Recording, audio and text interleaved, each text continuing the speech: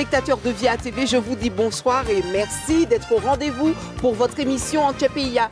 Pas n'importe quel rendez-vous, notre rendez-vous hebdomadaire avec l'instant Djaily. Et bien sûr qu'il est à mes côtés, Sab, ça en fait. Eh bien, tout douce. Ah, tout douce? Tout douce. Ah, comment ça, on est tranquillement? Tranquillement, tu sais, doucement sur le pas avec glissant. Doucement le matin, c'est l'après-midi. Voilà.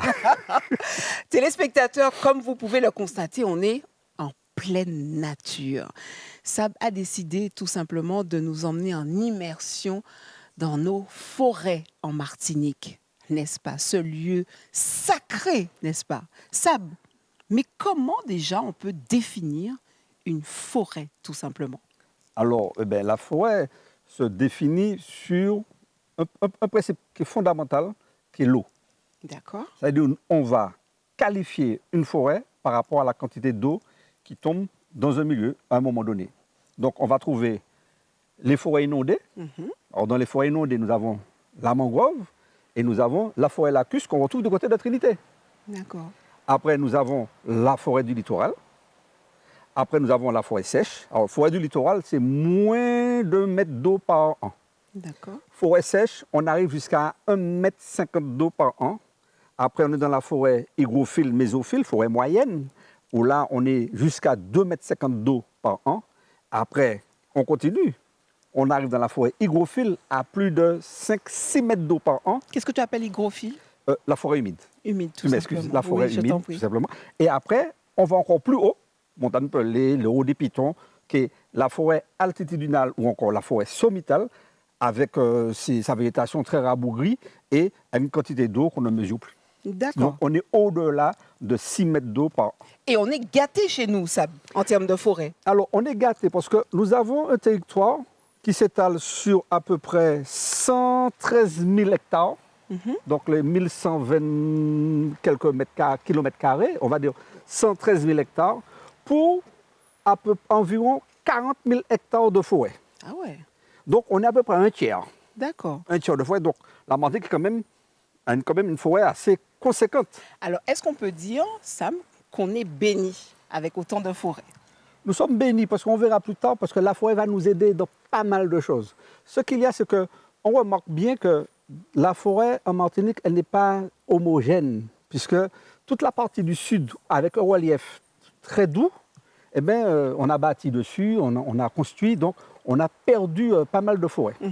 Tandis qu'on retrouve plus précisément la grande masse de la forêt dans le nord, où le relief est beaucoup plus accidenté. Donc on est plus dans une forêt hygrophile en masse en Martinique, mais ceci dit, en forêt de littoral, on est sur 2100 hectares, et pour la mangrove, on est sur 1900 hectares. D'accord. Avec une forte concentration dans la baie de Génipa. De manière globale, quand on parle de forêt, on est entouré de tellement d'espèces différentes. On peut dire que c'est une vraie richesse. Vraie richesse, oui. 225 genres pour 3000 espèces que nous avons en Martinique. Et nous sommes un hotspot quand même au niveau caraïbéen. Nous avons 31 espèces qui sont endémiques. Et dans ces 31 espèces, on se retrouve dans les 61 espèces au niveau de la Caraïbe. Les plus rares. Non, endémiques. Endémiques. Endémiques aussi qui est rare. Oui, complètement. Donc voilà, on a quand même cette richesse. Et chaque forêt, puisqu'on a parlé de forêt sèche, forêt du littoral et tout, chaque forêt a sa végétation. Totalement. Ce qui nous démontre bien que la forêt va apporter une diversité de paysages, quelque chose où lorsqu'on va se déplacer. Et c'est pour ça qu'en Martinique, sur de petites distances, nous découvrons des paysages au moins de changements de kilomètres. Continuez, je dis. Eh bien là, on est à Fond-Baron, sur la route de Balata. Sur la route Donc, de Balata. on est dans une forêt qu'on pourra qualifier de méso-hygro. Ouais. Puisque, bon, c'est une forêt, on va retrouver effectivement des espèces. Alors, méso-hygro. Méso, forêt moyenne à humide. D'accord. Okay. Forêt moyenne à humide. C'est-à-dire qu'une forêt qui va recevoir quand même facilement, c'est 2,50 m d'eau, parfois pouvant aller jusqu'à 3 mètres d'eau, 3,50 m d'eau par an. Donc, on a quand même une forêt qui est bien mouillée, ou qui a des odeurs, parce que la forêt aussi, ce sont des odeurs. Et ce qu'il faut retenir, c'est que notre langage à nous, ce n'est pas la forêt. C'est quoi? Non, pas ça, vous en bas bois. Ah oui, c'est vrai. Nous allons en bas bois. C'est vrai, c'est vrai. C'est ça. Pas la forêt, nous allons en bas bois. Ouais. Parce que le bois, chez nous, nous rappelle pas mal de choses de notre culture, de différentes origines. Puisque la forêt ou en bas bois, ça représente aussi une entité, comme ce qu'on avait vu déjà pour la rivière. La rivière représente une entité, en bas bois représente aussi une entité, c'est une force mystique où les gens, aujourd'hui maintenant, on le découvre hein, sur les réseaux, venez découvrir en forêt, se relaxer et tout. Et bien, tu vas faire votre force. Donc, c'est que dans la forêt, une feuille qui est tombée. Forêt, ça, justement, il faut que nous respections ça. Il faut la respecter. Parce que c'est la forêt aussi qui va nous permettre de réguler le climat ou les microclimats, réguler l'eau, donc les rivières, ce qu'on avait vu la dernière fois. Donc la forêt régule le débit de la rivière. La forêt va agir sur la pollution et filtrer les microparticules. Lorsqu'on avons le sable du Sahara qui arrive, eh bien, cette forêt arrête. Hein. Elle dit stop. Voilà, laissez-nous respirer un peu. Parce que l'arbre a cette fonction de capter aussi. C'est pour ça qu'on met des arbres dans la ville, on essaie de mettre des arbres partout. Pour renouveler notre oxygène aussi, voilà, assainir aussi. Voilà, c'est exactement ça. Donc c'est le phénomène de la photosynthèse. Hein. De jour, la plante va relâcher de l'oxygène et capter le carbone du CO2 qu'elle aura absorbé. Là, nous, quand elle est en bas, bois, Sam, oui. nous pouvons tomber à sous n'importe bagaille. La forêt, c'est un habitat. C'est une nurserie. Nous avons de tout. Alors, en fonction de la forêt dans laquelle on ira, on va voir. Si on va, par exemple, à la mangrove, parce que la mangrove, c'est une forêt. Donc, dans la mangrove, on va trouver les crabes, avec les différents types de crabes, avec les petits poissons. En pleine forêt, comme là, sous terre, sans eau, il y a quand même l'arrivée un peu plus bas. On va trouver quand même la mangousse, le manicou, bête longue, la cravate là. Ou dis-moi la cravate. Ou dis-moi pas nommer. Pas nommer, non. Mais cravate là. Mon Dieu. Bon, ça aussi, hein, il y a tous les oiseaux qu'on peut aussi découvrir. Écoute-moi voilà. Ces petits chants d'oiseaux là. Voilà. Et puis il y a les grenouilles, il y a des petites grenouilles, il y a des escargots, il y a des insectes. Il n'y a pas seulement des mammifères ou des... Et cela accompagne le fait de pouvoir justifier, se dire qu'on est dans un territoire sain. Sain et vivant. Et vivant. Et vivant. D'où, lorsqu'on va se promener, on parque la bouteille d'eau qui est pleine et on ressort avec la bouteille d'eau vide. Et non, on ne la laisse pas sur le circuit. C'est clair. Donc voilà, donc c'est un lieu qu'il faut respecter. Si on regarde par exemple le site de la presqu'île de la Caravelle, on avait une forêt qui était relativement une forêt mésophile. Et là, aujourd'hui, nous avons une forêt xérophile. Xérophile, une forêt sèche. Donc on voit bien qu'il y a eu un changement. Pourquoi? Parce que le fait d'avoir exploité le terrain, soit pour l'agriculture ou alors pour l'exploitation du bois, parce elle a changé. Elle change.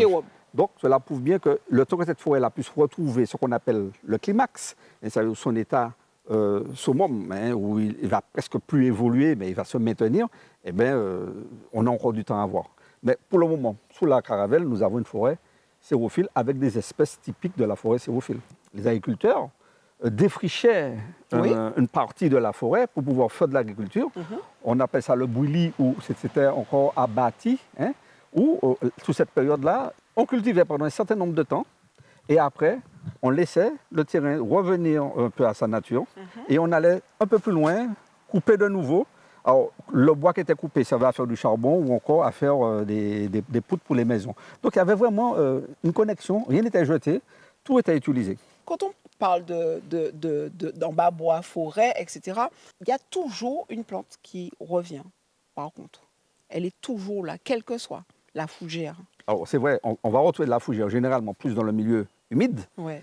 Il y a de la fougère du milieu, sec aussi. Ce sont des plantes qui sont très anciennes.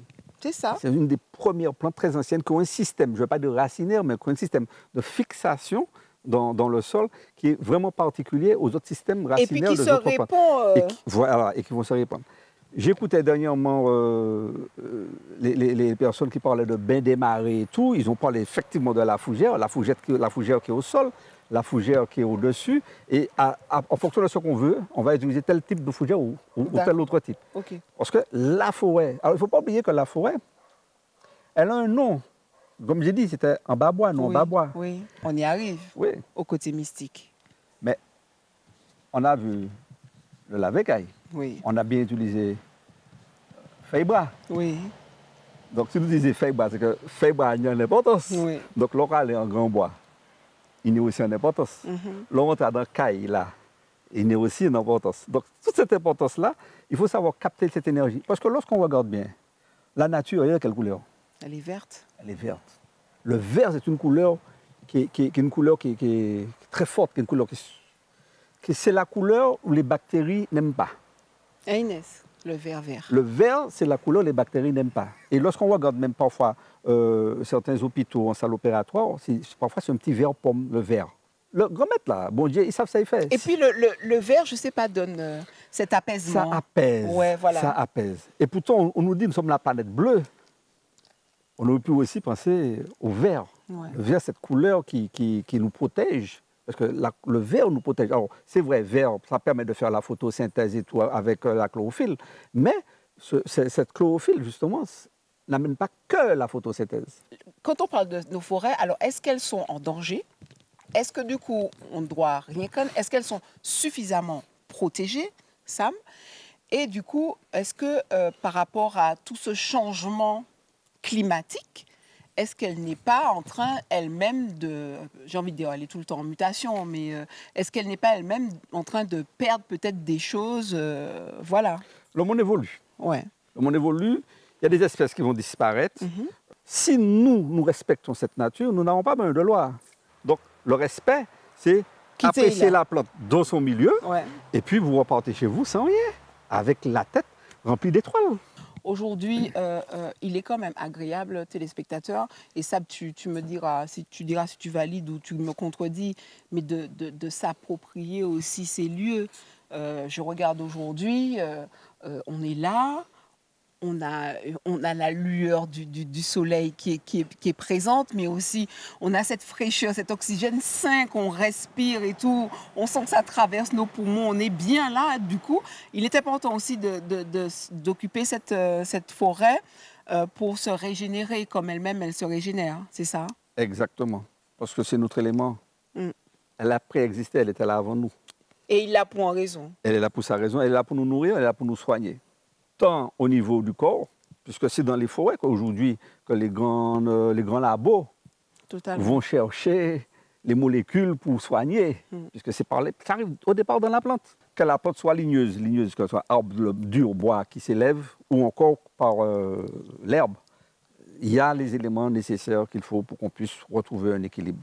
Et donc, entrer en forêt, c'est entrer en zen attitude.